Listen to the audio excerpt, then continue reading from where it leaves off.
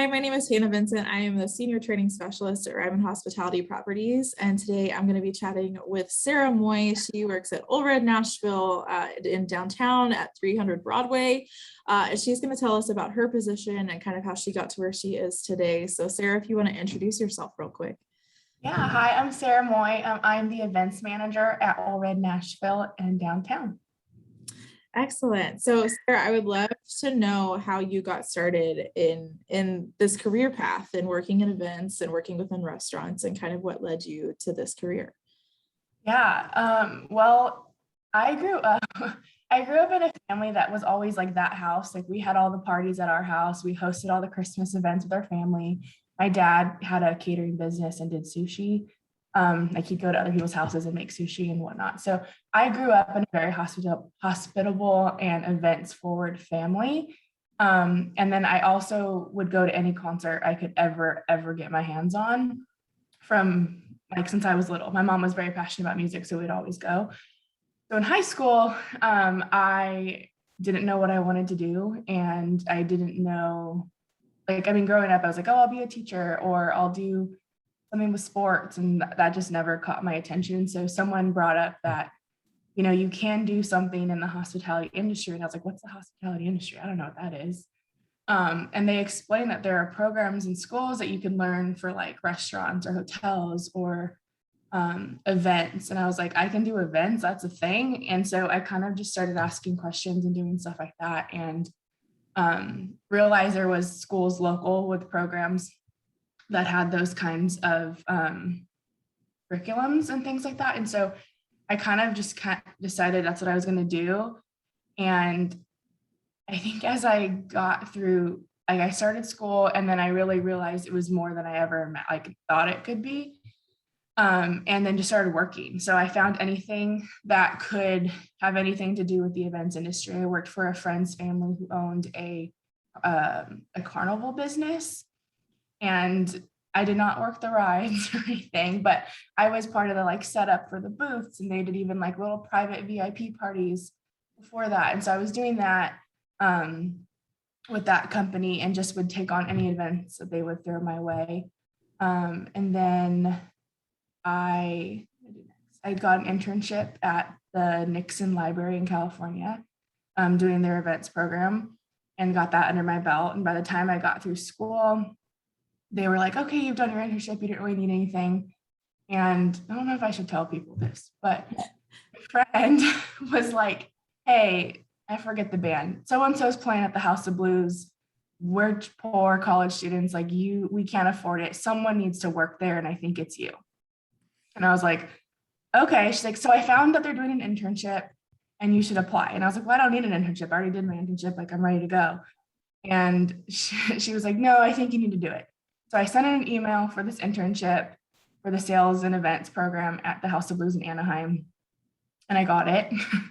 And turns out they don't give free tickets to interns. So we didn't get our free tickets. But I had the best experience learning from them and working not only at events and catering and sales, but also getting to see the music side of things, which I really, really love. And so I did really well with that. And we got done with our internship, and they're like, well, we don't really have a position available. I'm sorry, just kind of stand by. And I was like, well, I'll take anything. What do you got? And they had a host position open. And so I said, I don't care, I'll take that. Just get me in the door and I'll figure it out. And I took a host position, and a month in, they made me the lead host. And then a month later, they were like, hey, you seem bored. And I was like, well, yeah, kind of. Not that I was above it. I was ready to do anything, but I was just kind of not using my skill set. And so they moved me into a management position overseeing the restaurant there. And I would do all the small events because they had a sales manager and then a logistics manager who ran the events. And anything smaller, I would just beg for them to let me do, which was probably annoying, but worked out for me in the end. So I did all their smaller events, and then I ended up moving into their VIP program and running their events there. And then decided it was time for something new and moved to Nashville.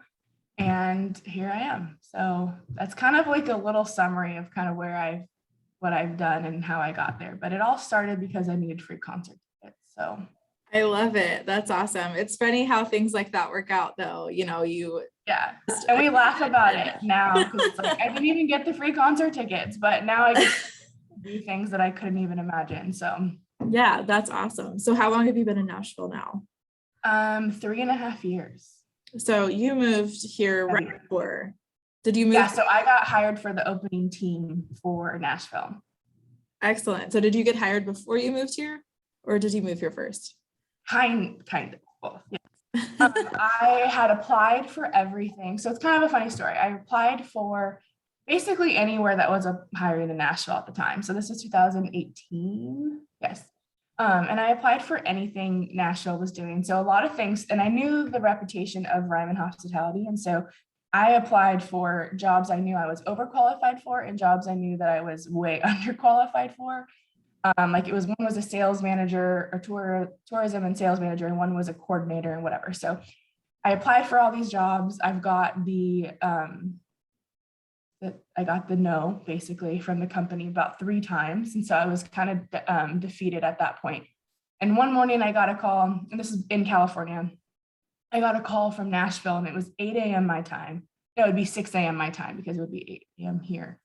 And I was like, oh, I don't want to answer this phone. I don't know who it is, but it was Nashville. So I figured I had to.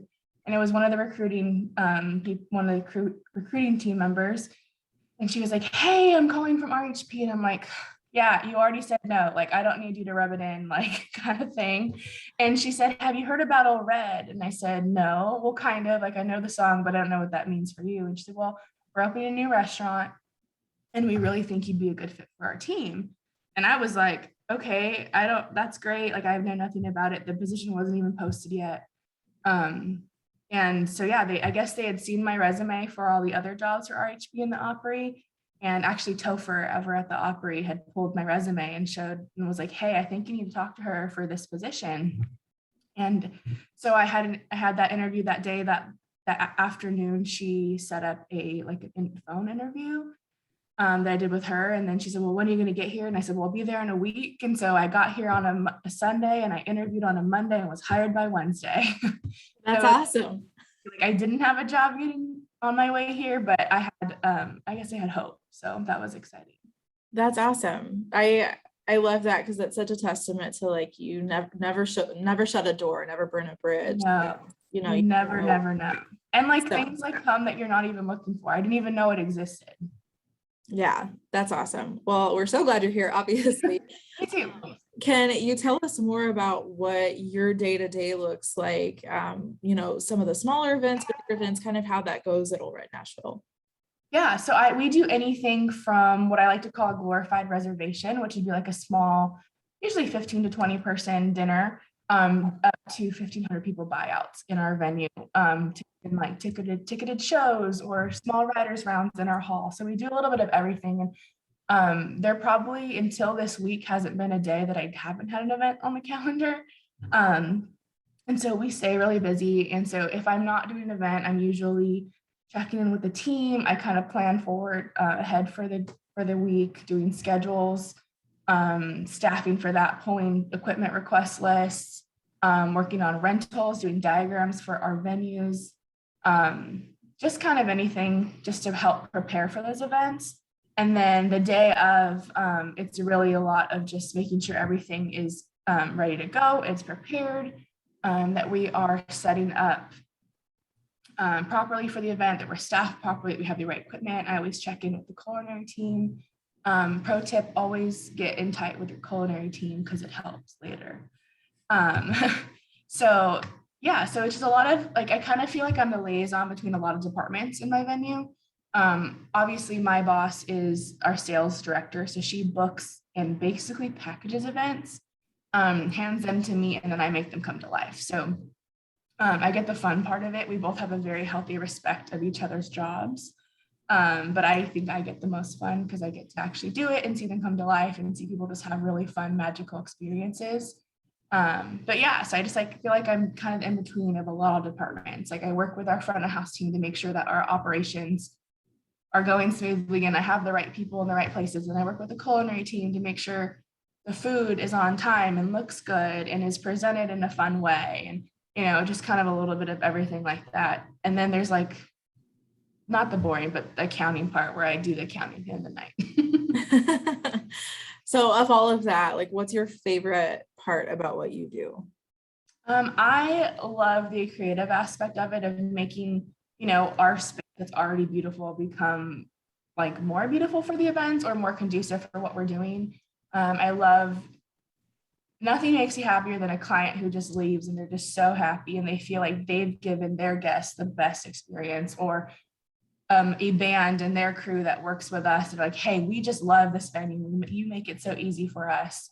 That stuff is so fun to me, and building the relationships with repeat clients or artist camps or things like that, that we just build that relationship, as we want to be known at Ole Red as just people that are fun and easy to work with. And so that's really important to me. And I think I'm really good at the relationship part of things. And so I like to bring that into my job, and just make sure there's like, they can call us whenever they need us, or we have repeat clients and they're like, we know that we don't have to do anything when we come to you because you do it all. And so that stuff's really fun for me. That's awesome. And for those that aren't read, is a song by Blake Shelton. And so this is partially Blake Shelton's baby as well. So I'm sure you get some fun experiences around that as well, with the voice contestants that come through and all of those big kind of press events that Blake brings. Yeah, I would say we do so much fun with him, like whether it's, he comes in to do a press conference, or he is sitting around couches with former voice contestants and our artists, just kind of giving them updates on what our company's goals are for the musicians. Or he does big shows where we surprise downtown Nashville with a show. And it's just really fun. And it's fun to see someone that, like, as a kid, like, you would have to tell me like I was crazy if I said I'd be working alongside Blake Shelton and his team sometimes for things. But I, just a side note, like, he is exactly what you think he is. He's funny, he's charming, he's sweet. So he's a fun one to work with. That's awesome. Such a cool opportunity. Even if you're not a country music fan, I feel like you like Blake Shelton, because he, like you said, he is who he says he is. So I love that. So, well, thanks so much for sharing with us today, Sara. It's been super interesting, just even for me, to learn more about your history and what brought you to Nashville. If you could give any like final advice to students that are looking to go into hospitality, what would that be? Oh man. I think find some, like, there's so many different avenues of hospitality. And I've always told myself, like, I'd be happy if I was under the umbrella of it all, but find what you really enjoy. Like, if you really enjoy the culinary side of things, or you really enjoy the hotel or the restaurant or the music venue side of things, find that and find opportunities, kind of seek those out, and don't be afraid to do like the small jobs, like a host, because it can get you kind of where you want to go. And ask the questions, ask for the opportunities while you're doing it, because they're not just going to come to you. And sometimes things will come up that you didn't even know existed and that'll open opportunities for you. So I just think it's very important to, like, just be available and be open to anything coming your way.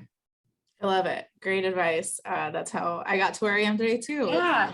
Starting at an entry-level role and asking those questions. So Yes. it's very important. Well, thank you so much. I'm going to go ahead and stop our recording, but I so appreciate your time.